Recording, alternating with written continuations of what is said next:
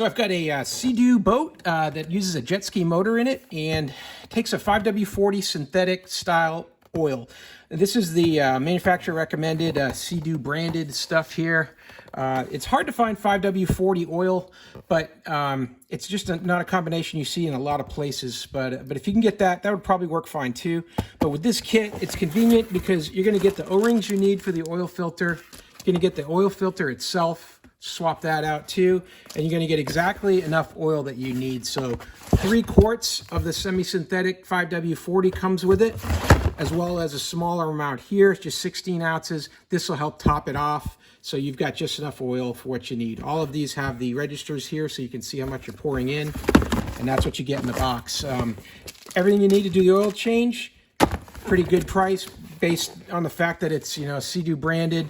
I found that this was pretty cost effective compared to others.